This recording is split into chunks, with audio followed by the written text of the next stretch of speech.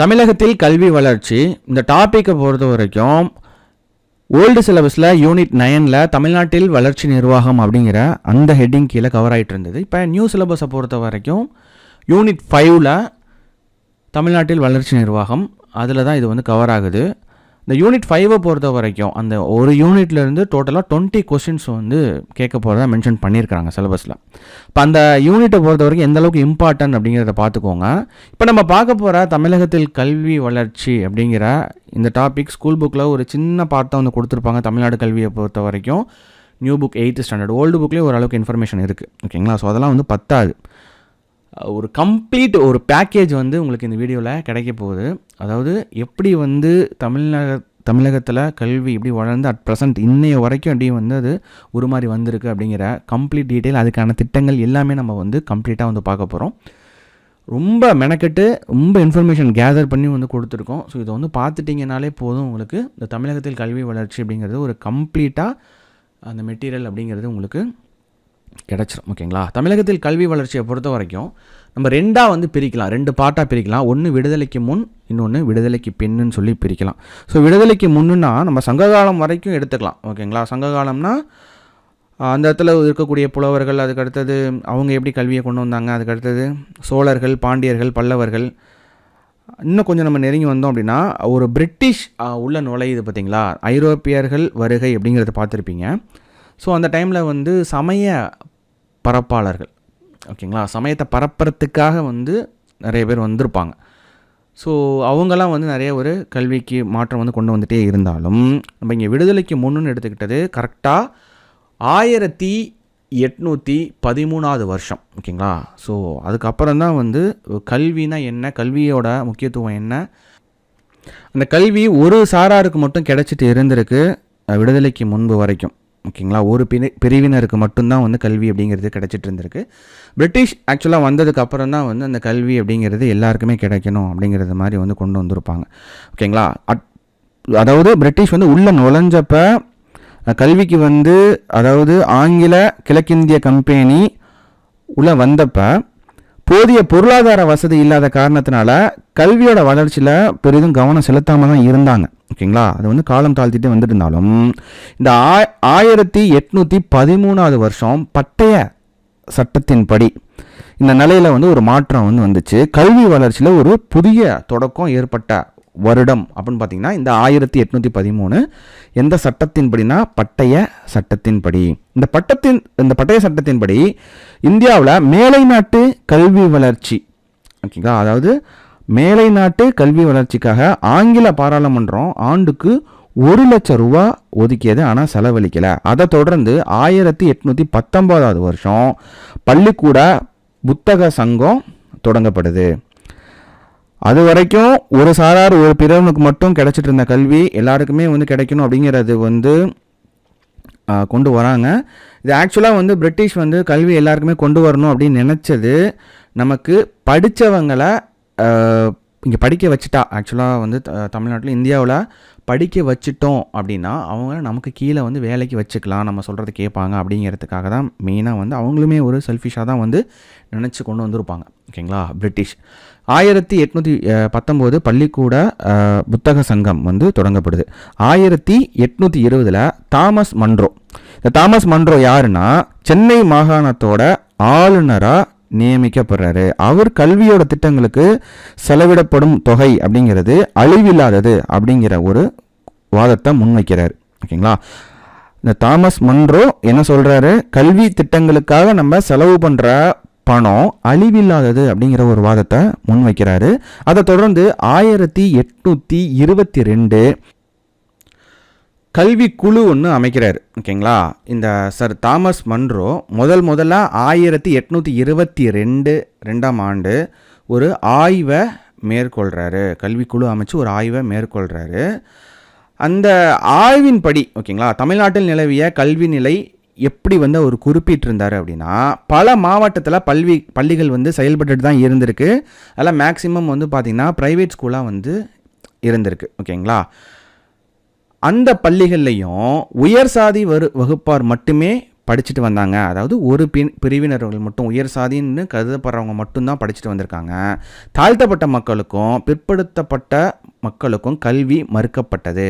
அரசாங்கத்துக்கும் கல்வி வளர்ச்சிக்கும் எந்த ஒரு தொடர்பும் இல்லாமல் இருந்துச்சு. நிறைய சலுகைகள் வகுப்பு வாரியாக தான் வந்து அளிக்கப்பட்டுச்சு. கல்வியும் ஒரே சீராக இல்லை. ஓகேங்களா? அந்த டைமில் மொத்தம் வந்து பார்த்திங்கன்னா மெட்ராஸ் மாகாணம் நம்ம எடுத்துக்கணும். ஓகேங்களா? அதாவது மெட்ராஸ் சென்னை மாகாணத்தில் மொத்தமாக வந்து பார்த்திங்கன்னா 12,000 பள்ளிகள் வந்து இருந்திருக்கு. ஓகேங்களா? மொத்தமாக வந்து 12,000 பள்ளிகள் இருந்திருக்கு. அறிவியல் ரீதியாக முதல்ல மேற்கொள்ளப்பட்ட ஆய்வு அப்படிங்கிறது, ஸ்கூலை பற்றின ஒரு ஆய்வு அப்படின்னா இதுதான். 1822 இந்த கல்விக்குழு அமைச்சு ஆய்வு மேற்கொண்டது தான். ஓகேங்களா? இந்த ஆய்வை மேற்கொண்டு ஒரு அறிக்கையை வந்து கொடுக்குறாரு. யாருன்னு பார்த்தீங்கன்னா சர் தாமஸ் மொன்ரோ வந்து ஒரு அறிக்கையை வந்து கொடுக்குறாரு. அந்த குறிப்பு பொறுத்த வரைக்கும் அது என்னன்னு சொல்கிறாங்க அப்படின்னா, மினிட் ஆஃப் 10 மார்ச் 1826. ஓகேங்களா? இந்த குறிப்பில் 3 பரிந்துரைகள் வந்து செய்யப்படுது. மொதல் பரிந்துரை என்ன அப்படின்னா, ஒவ்வொரு வருவாய் மாவட்டத்திலையும் 2 அரசாங்க பள்ளிகள் திறக்கணும். அதே போல் ஒவ்வொரு தாலுக்காவிலையும் ஒரு பள்ளி, அரசாங்க பள்ளி ஆரம்பிக்கப்பட வேண்டும். இந்த பள்ளியோ மூலமாக அனைவருக்கும் திறம்பட, இந்த பள்ளிகள் ஆக்சுவலாக வந்து எல்லாருக்கும் திறக்கணும். அதாவது இந்த பர்டிகுலர் கேஸ்ட்னு பார்க்காம அனைவருக்குமான பள்ளிகளாக அது வந்து திறக்கப்படணும். இந்த பள்ளிகளோட வளர்ச்சிக்கு அரசாங்கம் ஆண்டுதோறும் ரூபாய் 50,000 ஓகேங்களா, 50,000 நிதி ஒதுக்கணும் அப்படிங்கிற ஒரு பரிந்துரையின் பேரில் 1826 இந்த பொது கல்வி வாரியம், ஓகேங்களா, போர்ட் ஆஃப் பப்ளிக் இன்ஸ்ட்ரக்ஷன் உருவாக்கப்பட்டது. இதுவே கல்வித்துறையோட துவக்கம். ஓகேங்களா? ஸோ கல்வித்துறையோட துவக்கம் அப்படின்னா இந்த பொது கல்வி வாரியம் இந்த இடத்துல தான். ஸோ அப்போ இப்படிலாம் இருக்குது அப்படிங்கிறத பார்த்துட்டு சார் தாமஸ் மொன்ரோ வந்ததுக்கப்புறம் வந்து ஒரு சில இது எடுக்கிறார். இந்த ஆண்டுகளில் 1820, 1822, 1826 இந்த முயற்சியில் சார் தாமஸ் மொன்ரோ அவர்களோட முயற்சியில் சென்னை மாகாணத்தில் அந்த டைமில் 1826 மொத்தம் 70 பள்ளிகள் வந்து திறக்கப்படுது. ஓகேங்களா? இந்த 70 பள்ளிகளில் கேஸ்ட் வைஸ் கிடையாது, எல்லாருமே வந்து படிச்சுக்கலாம். ஓகேங்களா? ஸோ அந்த மாதிரி தான் வந்துட்டு இதை கொண்டு வராங்க. இது இப்படியே போயிட்டுருக்கும் போது 1830 ஆங்கில கிழக்கிந்திய கம்பெனி என்ன பண்ணுது, ஃபில்ட்ரேஷன் தியரி, அதாவது கீழ் நோக்கி பரவும் திட்டம் அப்படிங்கிற ஒரு திட்டத்தை வந்து கொண்டு வருது. ஓகேங்களா? இந்த கீழ் நோக்கி பரவும் திட்டம் அப்படிங்கிறது என்னென்னா, திரும்ப அந்த கல்விங்கிறது ஒரு பிரிவினருக்கு மட்டும் வந்து வழங்குறது மாதிரி வந்து கொண்டு வராங்க. அவங்க வந்து முதல்ல கல்வியை கற்றுக்கிட்டு அவங்க என்ன பண்ணுவாங்க, பொதுமக்களுக்கு அளிக்கணும் அப்படிங்கிற ஒரு திட்டம் வந்து வருது. ஓகேங்களா? அந்த மேல்மட்ட மக்களிடம் கல்வி கட்டினதுக்கு அப்புறம் அது வந்து பொதுமக்களை சென்றடையலை. ஓகேங்களா? அதனால் இந்த திட்டம் அப்படிங்கிறது படிக்கிறவன் படிச்சுட்டு அவனோடய வச்சுக்கிட்டான், மற்றவங்கள்ட்ட சொல்லித்தரனால இந்த திட்டம் வந்து தோல்வியில் முடியுது. அதுக்கு அடுத்தது 1835 மெக்காலே கல்விக்குழு உருவாக்கப்பட்டது. இந்த 1835 அப்படிங்கிறது மெக்காலே கல்வி, அதாவது மெக்காலே அப்படிங்கிறவர் ஆங்கில வழி கல்வியை ஆதரித்தார். அது வரைக்கும் நீதிமன்றங்களில் பாரசீக மொழி தான் இருந்துகிட்டு இருந்தது. பாரசீக மொழிக்கு பதிலாக ஆங்கிலம் கொண்டு வரப்பட்டது. உயர்கல்வியில் ஆங்கில வழி கல்வியானது கொண்டு வரப்பட்டது. உயர் குடிமக்களுக்கும் வந்து பார்த்திங்கன்னா கல்வி வழங்குறது ஊக்குவிக்கப்பட்டது. அதுக்கு ஒரு ரீசன் இருக்குது. என்ன அப்படின்னா, நம்ம கல்வியை கொடுத்துட்டோம் அப்படின்னா அது படித்தவங்களை வச்சு நம்ம வேலை வாங்கிக்கலாம் அப்படிங்கிறது மாதிரி ஒரு எண்ணத்துலேயே தான் வந்து பார்த்திங்கன்னா பிரிட்டிஷ் வந்து இருந்திருப்பாங்க. 1854 சார்லஸ் வுட் டிஸ்பேட்ச் அப்படிங்கிற சார்லஸ் வுட் அறிக்கை. ஓகேங்களா? ஸோ இது வந்து ஆங்கில கிழக்கிந்திய கம்பெனி ஏற்கனவே என்ன தப்பு பண்ணியிருப்பாங்க அப்படின்னா, அந்த கீழ் நோக்கி பரவு திட்டம் அப்படிங்கிற ஒரு தப்பு வந்து பண்ணியிருப்பாங்க. அந்த தவறுகளை உணர்ந்து அதற்கு பதிலாக 1854 இந்த சார்லஸ் வுட் அறிக்கை மூலமாக கல்வியில் ஒரு சில சீர்திருத்தங்களை கொண்டு வந்தாங்க. இது எதுக்கு மாற்றாக கொண்டு வந்த திட்டம் அப்படின்னா, நம்ம ஏற்கனவே பார்த்த இந்த கீழ்நோக்கு பரவும் திட்டம், அதாவது கீழ் நோக்கி பரவும் திட்டத்துக்கு மாற்றாக கொண்டு வந்தது தான் இந்த சார்லஸ் வுட் திட்டம். ஆரம்ப கல்வியிலிருந்து கல்லூரி வரையில் அனைத்து படிநிலைகளையும் இணைப்பது இதோட குறிக்கோள். மேலை நாட்டு கல்வியை பரப்புவதற்கு இத்திட்டம் ரொம்ப அதிகமான வாய்ப்பு அளித்தது. இந்த புதிய முயற்சியில் மாவட்டம் அப்புறம் வட்டம் இந்த எல்லா இடத்துலையும் வந்து பள்ளிகளோட எண்ணிக்கை அதிகரிச்சது. இந்த பள்ளிகளில் தாய்மொழியில் கல்வி போதிக்கப்பட்டது, ஆங்கிலம் ஒரு பாடமாக கற்பிக்கப்பட்டது. ஓகேங்களா. வட்டார மொழினா அந்தந்த வட்டாரத்தில் இருக்கக்கூடிய மொழி. ஓகேங்களா. சென்னை மாகாணம் அப்படிங்கிறது உங்களுக்கு தமிழ்நாடு மட்டும் கிடையாது. ஸோ அங்கே வந்து ஆந்திரா எல்லாமே கொஞ்சம் வந்து சேர்ந்து வந்திருக்கும். அந்தந்த வட்டார மொழிகளில் நிறையா ஸ்கூல்ஸ் வந்து திறக்கப்பட்டிருக்கு. ஓகேங்களா. இந்த சார்லஸ் வுட் அறிக்கை இருக்குது பார்த்தீங்களா, இந்த அறிக்கை கல்வி வளர்ச்சியின் மகாசாசனம் என்று அழைக்கப்படுது. இது நோட் பண்ணிக்கோங்க. இந்த சார்லஸ் வுட் அறிக்கை கல்வி வளர்ச்சியின் மகாசாசனம். இது ஒரு பாயிண்ட் வந்து நோட் பண்ணிக்கோ. கல்வி வளர்ச்சியின் மகாசாசனம் என்று அழைக்கப்படும் அறிக்கை என்னங்கிறது கேட்டாங்கன்னா இந்த சார்லஸ் வுட் அறிக்கை அப்படிங்கிறது இங்கே மென்ஷன் பண்ணுற மாதிரி இருக்கும். இந்த சார்லஸ் வுட் அப்படிங்கிற ஒரு 1854 ஓகேங்களா தலைமை ஆளுநர் டல்ஹவுசி பிரபுவோட வேண்டுகோளுக்கு இணங்க ஒரு கல்வி திட்டத்தை வந்து தயாரிக்கிறார். அதுதான் வந்து இந்த சார்லஸ் வுட் அறிக்கை. இந்த திட்டத்தில் பல புரட்சிகரமான பரிந்துரைகள் வந்து செய்யப்பட்டுச்சு. இதை தொடர்ந்து சென்னை அரசாங்கம் பொது கல்வித்துறை டிபார்ட்மெண்ட் ஆஃப் பப்ளிக் இன்ஸ்ட்ரக்ஷன் அப்படிங்கிற ஒரு பொது கல்வி இயக்குநரகத்தை வந்துட்டு தொடங்குறாங்க. ஓகேங்களா. பொது கல்வி இயக்குநரகம். இந்த பொது கல்வி இயக்குநரகத்தில் ஏஜே அலெக்சாண்டர் ஜான் அற்புதநாத் அப்படிங்கிறவர் தான் வந்து பார்த்தீங்கன்னா முதல்ல இயக்குனராக நியமிக்கப்படுறாரு. இவர் 1871-72 அந்த காலகட்டத்தில் மெட்ராஸ் பல்கலைக்கழகத்தின் துணைவேந்தராக பணியாற்றுறாரு. ஓகேங்களா. இந்த மெட்ராஸ் பல்கலைக்கழகம் அப்படிங்கிறது எப்போ ஆரம்பிக்கப்பட்டதுன்னா 1857. ஓகேங்களா. சென்னை பல்கலைக்கழகம் மேலே பார்த்தாச்சு. இந்த 1871 தான் சார் அலெக்சாண்டர் ஜான் அற்புதநாத்.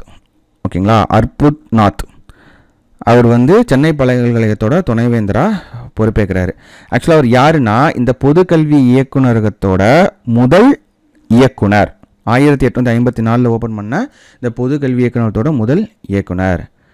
ஓகேங்களா. ஸோ இதே டைமில் தான் வந்து பார்த்தீங்கன்னா லோக்கல் போர்டு ஆக்ட் தொடங்கப்படுது. ஓகேங்களா. இந்த லோக்கல் போர்டு ஆக்ட் அப்படிங்கிறது தல போர்டுகள் சட்டம் என்ன வருஷம்னா 1871.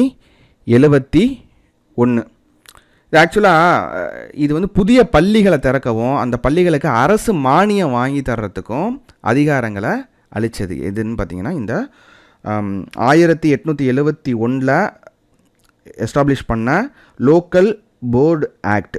ஓகேங்களா. இது வந்து ஒரு ரொம்ப முக்கியமான பாயிண்ட். இந்த லோக்கல் போர்டு ஆக்ட் அப்படிங்கிறது 1871 கொண்டு வராங்க. அது எதுக்குன்னா புதுசாக ஒரு புது பள்ளிகளை வந்து திறக்கிறதுக்கும் அந்த பள்ளிகளுக்கு அரசு மானியம் பெறுவதற்கும் உரிய அதிகாரங்களை அளிக்கிறதுக்கு. ஸோ இந்த மாதிரி ஒரு ஆக்ட் கொண்டு வந்துட்டு இப்போ நியூவாக ஸ்கூல்ஸ் வந்து ஓப்பன் பண்ணதுக்கப்புறம் அது வந்து உதவி பெற ஆரம்பித்ததுக்கப்புறம் 1881 அரசாங்க உதவி பெறும் பள்ளிகள் நிறைய வந்து பார்த்திங்கன்னா பெரும்பான்மையான பள்ளிகள் அரசாங்க உதவி பெறும் பள்ளிகளாக, அதாவது என்னென்னா கவர்மெண்ட் எய்டட் ஸ்கூல்ஸ், இன்றைக்கி வரைக்கும் எய்டட் ஸ்கூல்ஸ் வந்து இருக்குது. இந்த மாதிரி எய்டட் ஸ்கூல்ஸ் வந்து நிறையா வந்து வர ஆரம்பிச்சிருச்சு. அப்படி இருந்தும் வந்து பார்த்திங்கன்னா இந்த தொடக்க கல்வி அதாவது இந்த ஆரம்ப கல்வி அப்படிங்கிறது கிராமப்புறங்களில் ஓரளவுக்கு இந்த ஒரு டவுன்லேயோ ஒரு சிட்டிலேயோ வந்து பார்த்திங்கன்னா ஓகேவாக இருந்துருது. அந்த கல்வி வந்து வளர்ச்சி அடைஞ்சிட்டு தான் வருது. ஸ்கூல்ஸ் நிறைய ஓப்பன் பண்ணுறாங்க, நிறைய பேர் ஆர்வம் வந்து காட்டுறாங்க ஸ்கூல் போகிறதுக்கு. அப்படி இருந்தும் கிராமப்புறங்களில் இந்த ஆரம்ப கல்வி, அதாவது ஆரம்ப கல்வியை வந்து கிராமப்புறங்களில் படிச்சுட்டு அதுக்கு அடுத்தது ஒரு உயர்நிலை பள்ளிக்கோ இல்லை மேல்நிலை கல்விக்கோ வந்து சிட்டியை நோக்கி வந்து வருவாங்க. அதோட வரத்து அப்படிங்கிறது கம்மியாயிடுச்சு. ஓகேங்களா. அப்போ இத்தனை பேர் படிக்கிறாங்க, இத்தனை ஸ்கூல் ஓப்பன் பண்ணியாச்சு அப்படிங்கிறது பெருசாக சந்தோஷமாக இருந்தாலும் அவங்க என்ன ஆகிடுச்சு, அவங்க வர்றது வந்து ரொம்ப கம்மியாக வர ஆரம்பிச்சிட்டாங்க. அதாவது சிட்டி சைடில் ஹையர் எஜுகேஷனுக்காக வர்றவங்களோட எண்ணிக்கை குறைஞ்சி போச்சு. அது என்னன்னு கண்டுபிடிக்கிறதுக்கு ஒரு குழு வந்து அமைக்கிறாங்க. ஓகேங்களா? லார்டு ரிப்பன் இருக்கார்ல, ஸோ அவர் சொல்லி அவரோட பரிந்துரையில் ஒரு குழு வந்து அமைக்கிறாங்க. அந்த குழுவுக்கு பேர் வந்து ஹண்டர் குழு. ஓகேங்களா? Hunter commission 1882. இவங்க வந்துட்டு ஆய்வு பண்ணுறாங்க. ஆய்வு பண்ணி என்ன சொல்கிறாங்க அப்படின்னா, இந்த கிராமப்புறங்களில் இருக்கக்கூடிய அந்த ஆரம்ப கல்வியோட கண்ட்ரோல் இருக்குங்களா, அது வந்து லோக்கலில் இருக்கக்கூடிய அந்த மாவட்டத்தில் இல்லாமல் கொஞ்சம் ஹையர் லெவலில் அந்த கண்ட்ரோலை வந்து மாற்றுங்க. அதுக்கு அடுத்தது கொஞ்சம் ஃப்ரீ எஜுகேஷன், அது அவங்களால காசு கொடுத்து படிக்க முடியாதவங்களுக்கு ஒரு ஃப்ரீ எஜுகேஷனை வந்து கொடுக்குறதும், நிறைய டீச்சர்ஸை வந்து அப்பாயின்மெண்ட் பண்ணுறதும் வந்து பார்த்திங்கன்னா இவங்க ஒரு சஜஷன் வந்து வைக்கிறாங்க. டீச்சர்ஸ் வந்து பற்றாக்குறை, எல்லா கிளாஸையுமே பார்க்குறது மாதிரி இருக்குது. அதனால் வந்து பார்த்திங்கன்னா மக்கள் வந்து வரமாட்டேங்கிறாங்க. அதுக்கப்புறம் காசு கொடுத்து சில பேரால் படிக்க முடியாத சுச்சுவேஷன் இருக்குது. அதனால் டீச்சர்ஸை வந்து நிறைய அப்பாயின்மெண்ட் பண்ணுங்கள், ஃப்ரீ எஜுகேஷன் வந்து கொடுங்க. அதுக்கடுத்தது இந்த கண்ட்ரோல் எய்டுன்னு சொல்லிட்டு காசை வாங்கிட்டு என்ன பண்ணுறாங்கன்னு வேறு தெரியல. ஸோ அதனால் அந்த ஸ்கூல்ஸோட கண்ட்ரோல்ஸை வந்து மாவட்டத்துலேருந்து எடுத்து மறுபடியும் வந்து பார்த்திங்கன்னா மேலே வந்து வச்சுக்கோங்க அப்படிங்கிறது மாதிரி வந்து ஒரு சஜஷன்ஸை வந்து இவங்க கொடுக்குறாங்க. ஸோ அதுக்கப்புறம் வந்து என்ன ஆகுது அப்படின்னா ஒரு சில இம்ப்ரூவ்மெண்ட் வந்து வருது. இந்த இடத்துல 1890. ஓகேங்களா? ஸோ கல்வி வந்து வளர்ந்துட்டு இருந்தாலும் அந்த கல்வியை சுற்றி இருக்கக்கூடிய விஷயம் என்னென்னா நாளிதழ். ஓகேங்களா? நியூஸ் பேப்பர்ஸ், அதுக்கடுத்தது வந்து இது மாதிரிலாம் வந்து வர தான் வந்து இந்த கல்வி அறிவு வந்து வரும், அதிகமாக வரும். ஓகேங்களா? ஸோ அதை தொடர்ந்து நூலகங்கள் வந்து கொண்டு வரணும் அப்படின்னு சொல்லிட்டு 1890 கன்னிமாரா பொது நூலகம் வந்து அமைக்கப்படுது. கன்னிமாரா பொது நூலகம் அப்படிங்கிறது யார் உருவாக்குனாங்கன்னா, அப்போ சென்னை ஆளுநராக இருந்த கன்னிமாரா பிரபு அப்படிங்கிறவர் தான் வந்து இந்த கன்னிமாரா பொது நூலகத்தை ஆரம்பிக்கிறாரு. 1891 சென்னை சட்டக்கல்லூரி அமைக்கப்படுது. நெக்ஸ்ட்டு பாருங்கள், 1902 ராலே கமிஷன். ஓகேங்களா? இது என்ன ராலே கமிஷன்? இந்திய வைஸ்ராயாக இருந்த கர்சன் பிரபு அவரோட காலத்தில் சர் தாமஸ் ராலே அவரோட தலைமையில் இந்திய பல்கலைக்கழகங்கள் குழு, அதாவது இந்திய பல்கலைக்கழகங்கள் குழு 1902. ஸோ இதே வருஷம் தான் இந்த இந்திய பல்கலைக்கழகங்கள் குழு வந்து நியமிக்கப்படுது. ஓகேங்களா? ஸோ இந்த இந்திய பல்கலைக்கழகங்களோட நிலை, அப்புறம் அவங்களோட அதோட வளர்ச்சி, கட்டமைப்பு, அதை பற்றி ஆராயறதுக்கு தான் இந்த குழு வந்து நியமிக்கப்படுது. இந்த ஆணையத்தோட அறிக்கைப்படி இந்திய பல்கலைக்கழகங்கள் சட்டம் 1904. ஓகேங்களா? இந்திய பல்கலைக்கழக சட்டங்கள் வந்து உருவாக்கப்படுது. ஆக்சுவலாக இந்த ராலே கமிஷன் அப்படிங்கிறது சர் தாமஸ் ராலே அவரோட தலைமையில் இந்திய பல்கலைக்கழகங்கள் குழு. ஸோ இந்த குழுவோட பேர் யார் தலைமை தாங்கினா அந்த சர் தாமஸ் ராலேங்கிறது தான் தலைமை தாங்குவார். அந்த என்ன குழுனா இந்திய பல்கலைக்கழகங்கள் குழு 1902. இந்த குழுவோட வேலை என்ன? இந்திய பல்கலைக்கழகங்களோட வளர்ச்சி, ஓகேங்களா, அதோட நிலை, கட்டமைப்பு, இதை பற்றி ஆராயறதுக்கு இந்த குழு வந்து ஏற்பாடு பண்ணப்படுது. இந்த ஆணையத்தோட அறிக்கைப்படி இந்திய பல்கலைக்கழகங்கள் சட்டம் 1904 கொண்டு வரப்பட்டது. 1920 சென்னை துவக்க கல்வி சட்டம் கொண்டு வரப்பட்டது. 1935 இந்திய அரசியலமைப்பு சட்டத்தின்படி கல்வி மாநில அரசாங்கத்திடம் ஒப்படைக்கப்பட்டது. அந்த கல்வி அப்படிங்கிற அந்த அந்த துறை வந்து பார்த்தீங்கன்னா மாநில அரசாங்கத்திட்ட ஒப்படைக்கப்படுது. அடுத்தது 1944 சர் ஜான் சார்ஜன்ட் அவரோட ஆலோசனைப்படி 6 முதல் 14 வயது வரை உள்ள மாணவர்களுக்கு இலவச கட்டாய கல்வி, ஓகேங்களா, இலவச கட்டாய கல்வி வழங்கப்பட்டது. இந்த வகையில் தான் வந்து பார்த்தீங்கன்னா தமிழ்நாட்டில் கல்வி படிப்படியாக முன்னேற்றம் அடைஞ்சிட்டு வந்தது. இது வரைக்கும் நம்ம பார்த்தது விடுதலைக்கு முன் இருக்கக்கூடிய தமிழ்நாட்டின் கல்வி வளர்ச்சி. இதுக்கப்புறம் நம்ம பார்க்க போகிறது விடுதலைக்கு பின் இருக்கக்கூடிய தமிழ்நாட்டின் கல்வி வளர்ச்சி. இந்தியா சுதந்திரம் வாங்கினதுக்கு அப்புறம் நமது நாட்டில் இருக்கக்கூடிய அந்த கல்வி முறையில் ஒரு சில மாற்றம் செய்ய வேண்டிய அவசியம் ஏற்பட்டது. ஏன்னா பிரிட்டிஷ் பீரியடில் அவங்க ஒரு சில கொள்கைகள், அவங்க ஒரு சில ரெகுலேஷன்ஸ் அது மாதிரிலாம் வச்சுருப்பாங்க. அதில் ஒரு சில மாற்றங்கள் வந்து ஏற்படுத்த வேண்டிய ஒரு அவசியம் ஏற்பட்டது. ஓகேங்களா? ஏன்னா சூழல் வந்து மாறிட்டே இருக்குது. அதுக்கு தகுந்த மாதிரி மக்களும் வந்து மாறிட்டே இருப்பாங்க, அவங்களோட எண்ணங்களும் வந்து மாறி இருக்கும். அதனால் அவங்களோட கல்வி முறை வந்து மாற்றம் அடையணும் அப்படின்னு சொல்லிட்டு அரசு பல்வேறு கல்வி குழுக்களை அமைக்கிறது. ஓகேங்களா? அதில் முதல்ல அமைச்சது தான் வந்து பார்த்திங்கன்னா 1948 பல்கலைக்கழக மானிய குழு.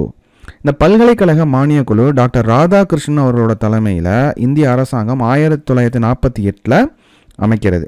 ஓகேங்களா. டாக்டர் ராதாகிருஷ்ணன் அவங்களோட தலைமையில் தான் வந்து இந்த பல்கலைக்கழக மானியக் குழு வந்து இந்திய அரசாங்கம் வந்து அமைக்குது. இந்த குழு உயர்கல்வியின் தரத்தை உயர்த்துறத நோக்கமாக வச்சுருக்கு. ஓகேங்களா. டாக்டர் ராதாகிருஷ்ணன் அவர்களோட பிறந்த நாளான செப்டம்பர் 5 தான் நம்ம ஆசிரியர் தினமாக கொண்டாடிட்டு இருக்கோம். ஓகேங்களா. அதுக்கு அடுத்தது 1953 வருடம். 1953 வருஷம் டாக்டர் ஏ லட்சுமணசாமி அவர்களோட தலைமையில் இந்த இடைநிலை கல்விக்குழு அமைக்கப்பட்டது. இந்த இடைநிலை கல்விக்குழு அப்படிங்கிறது குழந்தைகள், அதாவது இடைநிலை கல்வி அளவில் இருக்கக்கூடிய குழந்தைகள் அனைத்து திறன்களிலும் முழு வளர்ச்சி பெறணும் அப்படிங்கிற வலியுறுத்துது. அது மட்டும் இல்லாமல் இடைநிலை கல்வி அப்படிங்கிறது உயர்கல்விக்கு ஆயத்தப்படுத்தும் வகையில் இருக்கணும் அப்படிங்கிறதுக்கான ஆலோசனையும் வழங்குது இந்த குழு. ஓகேங்களா. யாரோட தலைமை அப்படின்னா டாக்டர் ஏ லட்சுமணசாமி. இது வந்து ஒரு ப்ரீவியஸ் கொஸ்டின் பேப்பரில் கேட்ட கொஸ்டின். இந்த கொஸ்டின் வந்து கேட்டிருக்காங்க. இதுக்கு அடுத்தது பாருங்கள், 1964 கோத்தாரி கல்விக்குழு. இந்திய பாராளுமன்றம் 14 ஜூலை 1964 கொண்டு வந்த தீர்மானத்தின்படி டாக்டர் டிஎஸ் கோத்தாரி அவர்களோட தலைமையில் உருவாக்கப்பட்டது தான் இந்த கோத்தாரி கல்விக்குழு. இதுக்கு இன்னொரு பேர் இருக்குது, தேசிய கல்விக்குழு. ஓகேங்களா. தேசிய கல்விக்குழு மொத்தம் 17 உறுப்பினர்களை கொண்டது இந்த குழு. 2 வருஷம் வந்து பயங்கரமாக வந்து உழைச்சிருக்காங்க. அதுக்கு அடுத்தது 29 ஜூலை ஓகேங்களா 1966 700 பக்கங்களை கொண்ட அறிக்கையை இந்திய அரசிடம் சமர்ப்பிக்குது. அந்த அறிக்கை என்ன சொல்லுது, வலியுறுத்துது அப்படின்னா, நம்ம இப்போது படிச்சுட்டு இருக்கோம்ல 10th, அதுக்கு அடுத்தது +2, அப்புறம் +3, அதாவது 10 +1 +2, அதாவது +3ங்கிறது டிகிரி 3 வருஷம் படிக்கிறோம் பார்த்தீங்களா, அந்த கல்வி முறையை நாடு முழுவதும் அறிமுகப்படுத்தியது. அது மட்டும் இல்லாமல் தொழிற்கல்வி, அறிவியல், தொழில்நுட்ப கல்வி போன்ற எல்லாத்தையும் வந்து வலியுறுத்தியது இந்த கோத்தாரி கல்விக்குழு. சுதந்திரத்துக்கு அப்புறம் வந்த ஒரு முக்கியமான கல்வி வளர்ச்சியில் வந்து பார்த்திங்கன்னா இந்த குழு ரொம்ப முக்கியத்துவம் வாய்ந்தது. அடுத்தது 1965 தமிழகத்தில் 1965 தமிழகத்தில் மும்மொழி திட்டம் நடைமுறைப்படுத்தப்பட்டது. அடுத்தது 1968 தேசிய கல்விக் கொள்கை. தேசத்தோட முன்னேற்றத்தை என்கரேஜ் பண்ணுறதுக்கு, அதுக்கு கலாச்சாரம், தேசிய ஒருமைப்பாடு இதெல்லாம் வந்து நிலைநிறுத்துறதுக்கு அப்போ வந்து பார்த்திங்கன்னா கொண்டு வந்தது தான் இந்த தேசிய கல்விக் கொள்கை. 1976 42வது சட்டத்திருத்தத்தின்படி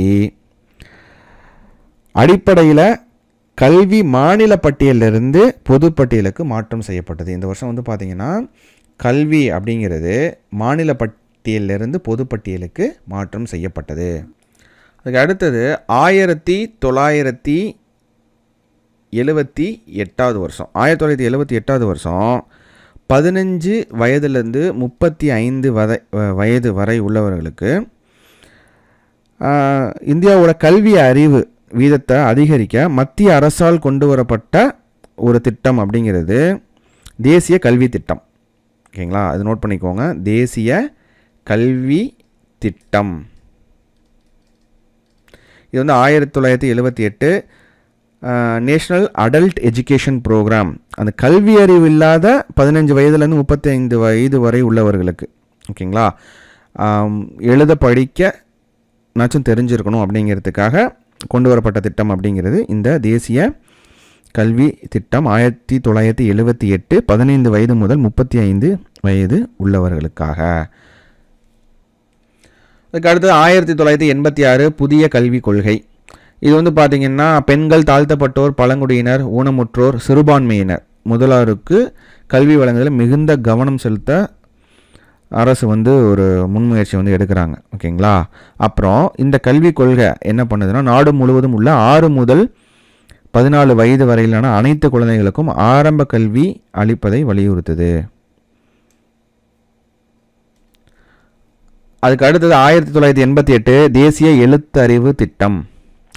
15 வயது முதல் 35 வயதுக்குட்பட்ட 80 மில்லியன் நபர்களுக்கு எழுத்தறிவு என்பதற்காக துவங்கப்பட்ட திட்டம்.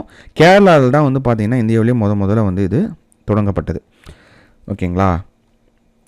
அடுத்தது 1992 புதிய கல்விக் கொள்கை. இந்த திட்டம் வந்து பார்த்திங்கன்னா பள்ளிகளில் அடிப்படை கட்டமைப்பு வசதிகளை மேம்படுத்துறதுக்காக கரும்பலகை திட்டம் என்ற ஒரு திட்டத்தை வந்து அறிமுகப்படுத்தினது. ஓகேங்களா. இந்த திட்டத்தோட இன்னொரு பேர் கரும்பலகை திட்டம். ஓகேங்களா. 1992 புதிய கல்விக் கொள்கை. அதாவது கல்விக் கொள்கையை பொறுத்த வரைக்கும் ஒவ்வொரு வருஷம் வந்து வரும்போது அது புதிய கல்விக் கொள்கை தான் கொண்டு வருவாங்க.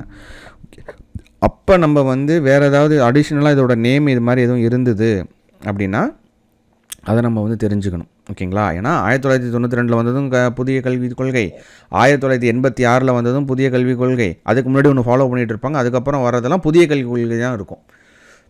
ஓகேங்களா. அதில் என்னது பண்ணியிருக்காங்களா அதை வந்து ஞாபகம் வச்சுக்கணும். இங்கே 1992 புதிய கல்விக் கொள்கை பள்ளிகளோட கட்டமைப்பு இன்ஃப்ராஸ்ட்ரக்சர்ஸை வந்து இம்ப்ரூவ் பண்ணுறதுக்காக கொண்டு வந்தது. அதுக்கு வந்து இன்னொரு பேர் இருக்குது, கரும்பலகை திட்டம் அப்படிங்கிறது. ஓகேங்களா. இதை தான் நம்ம ஞாபகம் வச்சுக்கணும். அடுத்தது 2009 கற்கும் பாரத திட்டம். இந்த திட்டம் செப்டம்பர் 8, 2009 நம்மளோட முன்னாள் பிரதமர் மன்மோகன் சிங் அவர்களால் துவங்கி வைக்கப்பட்ட ஒரு திட்டம். இந்த திட்டம் 15 வயதிற்கு மேற்பட்ட எழுத்தறிவு இல்லாத நபர்களுக்கு எழுத்தறிவு வழங்குவதை புதியதான கற்றல் கற்பித்தல் இந்த மாதிரியான முறைகளை கொண்டு வரத்துக்கு இதை வந்து கொண்டு வந்திருக்கிறாங்க. ஆக்சுவலாக வந்துட்டு இந்த திட்டம் அப்படிங்கிறது இந்தியாவில் சுதந்திரம் வாங்கினதுக்கப்புறம் கொண்டு வந்திருந்தாலும் இது நம்ம தமிழ்நாட்டுக்கும் சார்ந்து வந்துட்டுருக்கோம். ஓகேங்களா. ஸோ அதனால தான் நம்ம இதை இங்கே கொடுத்துருக்குறோம். அடுத்தது 2019 புதிய கல்விக் கொள்கை. இது வந்து 2017 இந்த வருஷம் 2017 கஸ்தூரி ரங்கன் தலைமையில் தேசிய கல்விக் கொள்கை கல்விக்குழு ஒன்று அமைக்கப்படுது. ஓகேங்களா. இந்த குழுவில் ஒரு தலைவர் உட்பட 8 உறுப்பினர்கள் வந்து இருக்கிறாங்க. ஜூன் 2019 இந்த குழு வந்து பார்த்திங்கன்னா ஒரு அறிக்கையை சமர்ப்பிக்குது. இந்த குழுவோட பரிந்துரைகள் என்னன்னு பார்த்தீங்கன்னா பள்ளிகள் உயர்கல்வி அப்படின்னு பிரித்து 2 பிரிவுகளை அவங்க வந்து அறிக்கையை சமர்ப்பி. அடுத்தது நம்ம தமிழ்நாட்டில் இருக்கக்கூடிய சமச்சீர் கல்வி. ஓகேங்களா. இந்த சமச்சீர் கல்வி அப்படிங்கிறது தமிழ்நாட்டில் எந்த வருஷம் வந்து கொண்டு வந்தாங்கன்னா 2010-11 அறிமுகப்படுத்தப்பட்டது. ஓகேங்களா. தமிழ்நாட்டில் அது வரைக்கும் ஒரு 4 கல்வி அமைப்புகள் வந்து இருந்தது. ஓகேங்களா. மாநில அரசு கல்வி முறை, மெட்ரிகுலேஷன் கல்வி முறை, ஆங்கிலோ இந்தியன் கல்வி முறை, அப்புறம் ஓரியண்டல் கல்வி முறைன்னு சொல்லிட்டு ஒரு 4 வகையான கல்வி முறைகள் வந்து இருந்தது. அந்த 4 வகையான கல்வி முறைகளையும் ஒன்றாக இணைத்து அனைத்து வகை பள்ளிகள்லையும் ஒரே பாடத்திட்டத்தை வழங்கும் நோக்கில் கொண்டு வந்தது தான் இந்த சமச்சீர் கல்வி முறை.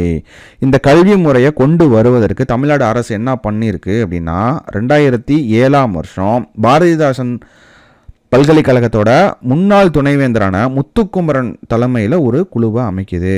அந்த குழு அவங்களோட பரிந்துரையை ஜூலை 2007 தமிழக அரசிடம் சமர்ப்பிக்குது. 2010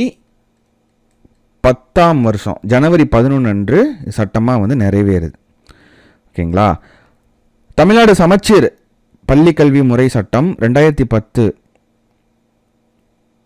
என அறிவிக்கப்பட்ட அந்த சட்டம் சமச்சீர் கல்வி திட்டம் 2010-11 கல்வியாண்டு முதல் மற்றும் 6ஆம் வகுப்புகளில் செயல்படுத்தப்பட்டது. ஓகேங்களா. 2010-11 இந்த வருஷம் வந்து பார்த்திங்கன்னா அது சமச்சீர் கல்வி அப்படிங்கிறது 6லேருந்து 11 வரைக்கும் செயல்படுத்தப்பட்டிருக்கு. அப்புறம் 2லேருந்து 10ஆம் வகுப்பு வரைக்கும். ஓகேங்களா. அது வந்து பார்த்திங்கன்னா 2010 10-11 கல்வியாண்டில் 1 மற்றும் 6ஆம் வகுப்பு, அப்புறம் 2ஆம் வகுப்பு முதல் 10ஆம் வகுப்பு வரை உள்ள வகுப்புகளில் 2011லேருந்து 12 கல்வியாண்டில் தான் சமச்சீர் கல்வி அறிமுகப்படுத்தப்பட்டது. அடுத்தது இன்னொரு இம்பார்ட்டண்ட்டான இன்ஃபர்மேஷன், தேசிய கல்வி ஆராய்ச்சி மற்றும் பயிற்சி நிறுவனம் NCERT. ஓகேங்களா. ஸோ இந்த புக்ஸ் வந்து இருக்குது பார்த்தீங்களா, NCERT புக் அப்படிங்கிறது. அது வந்து எது வெளியிடுதுன்னா தேசிய கல்வி ஆராய்ச்சி மற்றும் பயிற்சி நிறுவனம் எந்த வருஷம் தொடங்கப்பட்டதுன்னா 1961 செப்டம்பர் 1 உருவாக்கப்பட்டது. இந்த NCERT அப்படிங்கிறது CBSE புக்ஸ். ஓகேங்களா, நம்ம யூஸ் பண்ணுறது SCERT அப்படின்னு வரும். தமிழ்நாடு மாநில கல்வியியல் ஆராய்ச்சி மற்றும் பயிற்சி நிறுவனம், state council of educational research and training அப்படிங்கிறது தமிழ்நாடுன்னு வரும், SCERT. ஓகேங்களா, இது தொடங்கப்பட்ட ஆண்டு அப்படிங்கிறது பார்த்தீங்கன்னா 1988. இதையும் நோட் பண்ணிக்கோங்க. இந்த 2019 நியூ புக்ஸ் மாறுச்சு. ஸோ அந்த புக்ஸ் தான் பார்த்தீங்கன்னா நம்ம 2019-20 ஓகேங்களா. ஸோ அதுதான் நம்ம இன்னைய வரைக்கும் ஸ்கூல் புக்ஸில் நம்ம யூஸ் பண்ணிகிட்ருக்கோம்.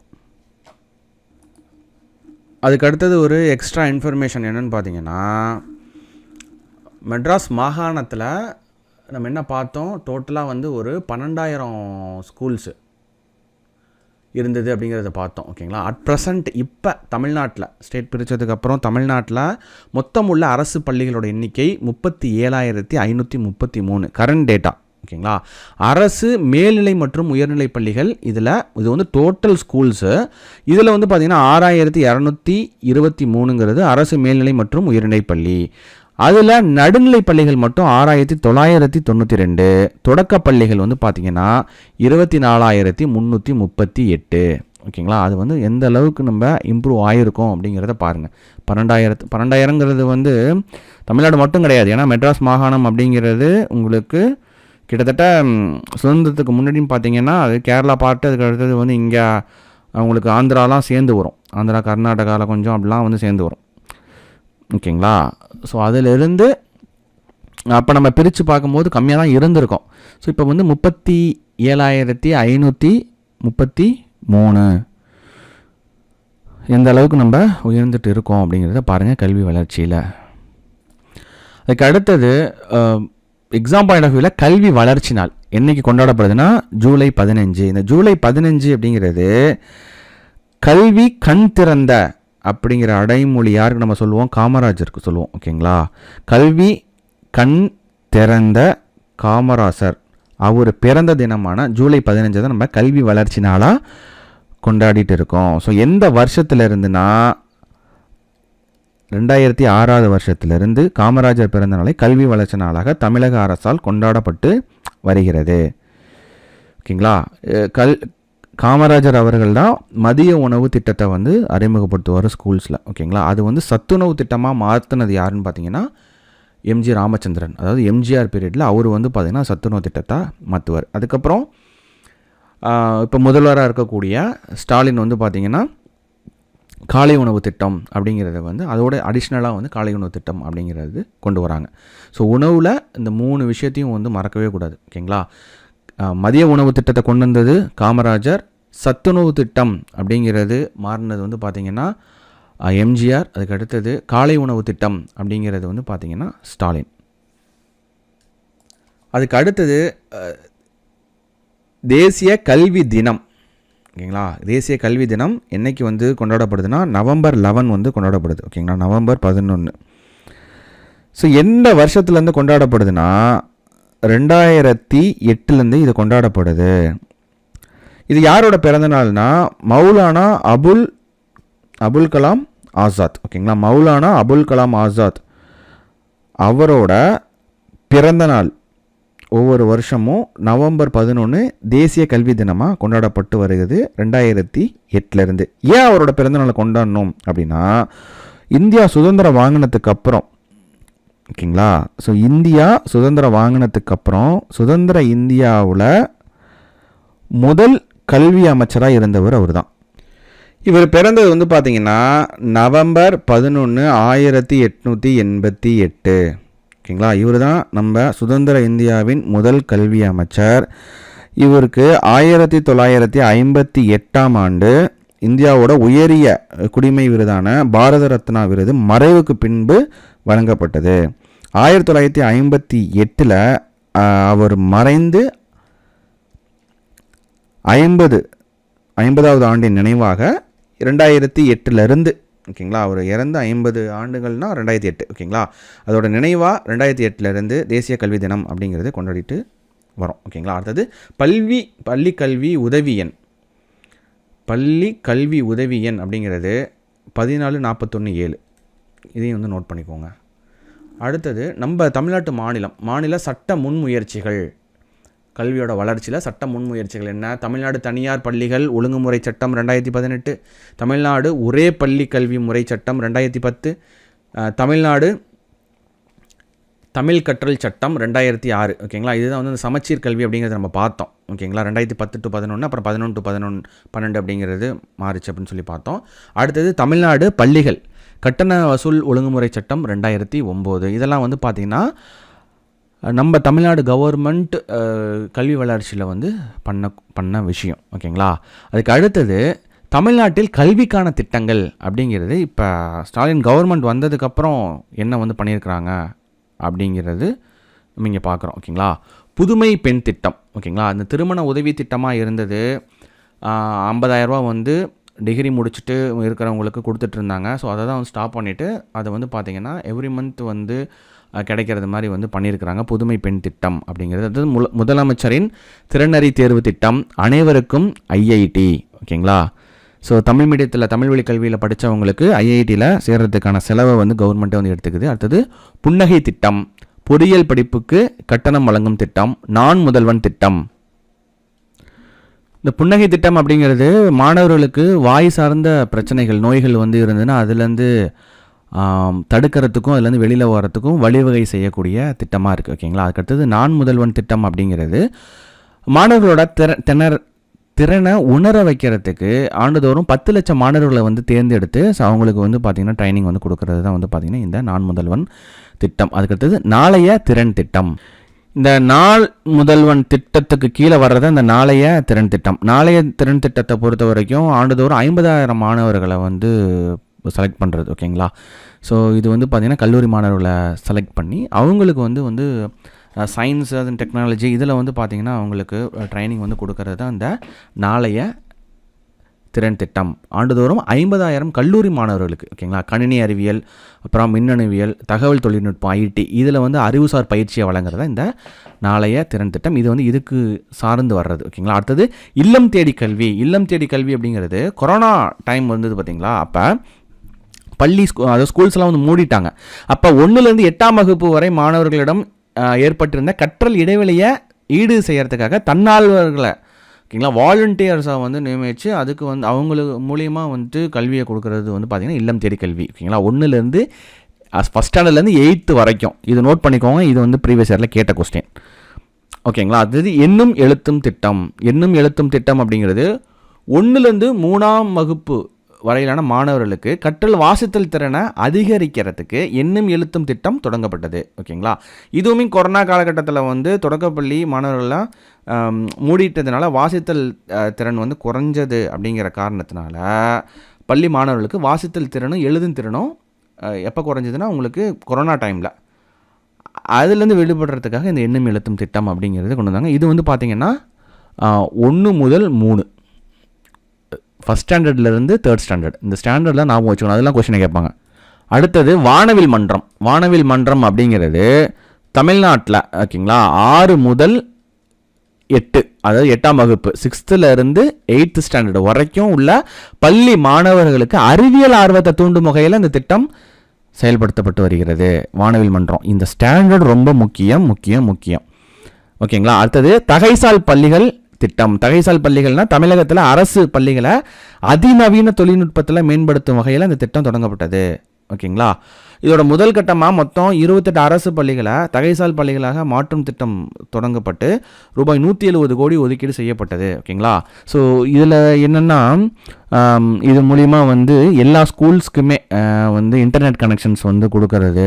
அதுக்கு அடுத்தது வந்து டிஜிட்டல் போர்டு, ஓகேங்களா, ஸ்மார்ட் போர்டு கொண்டு வர்றது மாதிரியான இதெல்லாம் வந்து பண்ணிகிட்ருக்காங்க. ஓகேங்களா, தகைசால் பள்ளிகள் திட்டம். ஓகேங்களா, அதுக்கு அடுத்தது பள்ளி புத்தாக்க மேம்பாட்டு திட்டம். இந்த திட்டம் வந்து பார்த்திங்கன்னா தமிழ்நாடு தொழில் முனைவோர் மேம்பாட்டு புத்தாக்க நிறுவனமும் பள்ளி கல்வித்துறையும் சேர்ந்து எல்லா மாவட்டத்திலையும் அரசு நிதி உதவி பெறும் பள்ளிகளில் இதோட ஸ்டாண்டர்ட் நோட் பண்ணிக்கோங்க 9லேருந்து 12ஆம் வகுப்பு வரை பயிலும் மாணவர்களுக்கு இந்த திட்டத்தை தொடங்கியுள்ளது. ஓகேங்களா, அடுத்தது முதல்வரின் புத்தாழ்வு மாணவர் திட்டம். இது ஆக்சுவலாக வந்து பார்த்தீங்கன்னா முதல்வரின் புத்தாய்வு வந்திருக்காது, புத்தாய்வு. ஓகேங்களா, புத்தாய்வு மாணவர் திட்டம். இந்த புத்தாய்வு மாணவர் திட்டம் அப்படிங்கிறது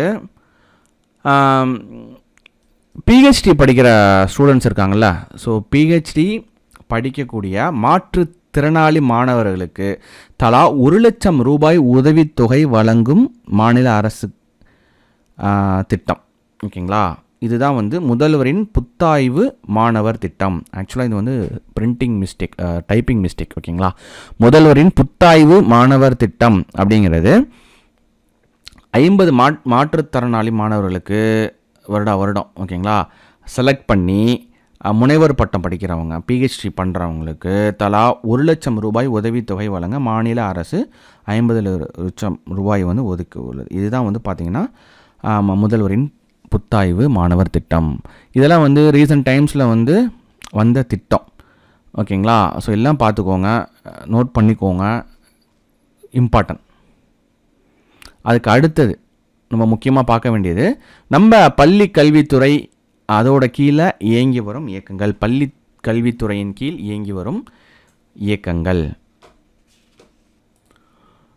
தொடக்க கல்வி இயக்கம், மாநில திட்ட இயக்கம், மாவட்ட தொடக்க கல்வி திட்டம், அனைவருக்கும் கல்வி திட்டம், பல்வி கல்வி இயக்கம்,